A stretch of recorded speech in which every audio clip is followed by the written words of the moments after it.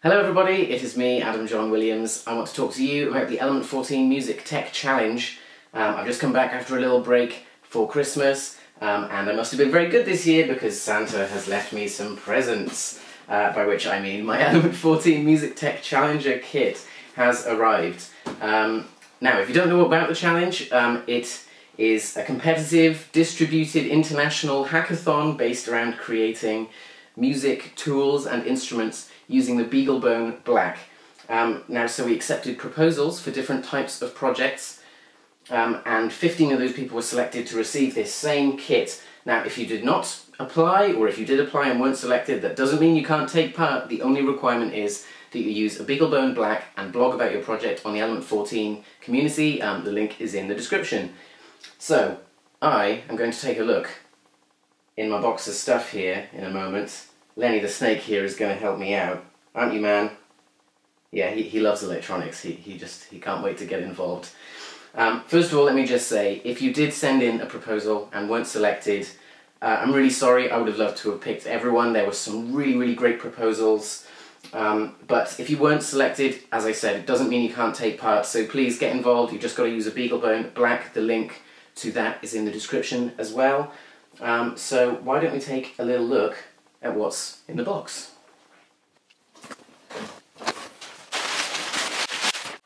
How does it look, Lenny? Is there exciting stuff in there?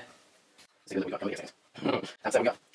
It's the inductance sensor evaluation board, so that's going to be cool. Proximity sensing of metal objects, which I can think of all kinds of cool uses for. That's a good one.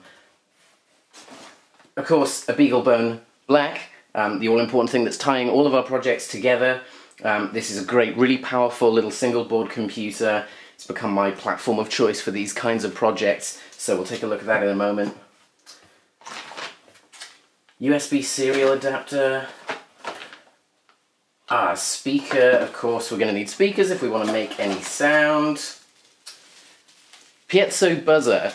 So I use piezos in musical projects for sensing taps on things and stuff. So I mean, you could mount a piezo onto here and you'd be able to detect your tapping on there. Obviously you can play sound back out to them as well, but they work great as a microphone or sensor. Lenny, are you getting into the box, dude? Come on, man. Okay, I'll work around you. Oh, where are you going? Come back this way. You're going to get tangled in all the cables, aren't you? Little tangle monster. 556 timer, so same as a 555, but two of them on one chip. If you wanted to make something like an Atari Punk console, this is what you would use for that. Another 555 timer, but surface mount this time, in case you're feeling brave. I really don't like soldering that much, so I may not use the surface mount stuff, as I'm just really not that good at it. Dual 10-bit DAC on a chip. Current sensor. What's this guy? 5-pin DIN plug, which has been the standard for MIDI communication since the 80s. So if you want to have a MIDI in or out, you could solder this to a trailing cable and do it that way.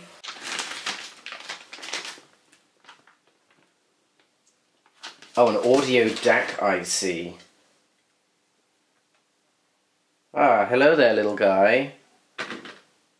This little guy here. I'm sure those are going to get used in a lot of projects for people if they feel like they want to actually build their own sound card circuitry. Let's take a look in the other box.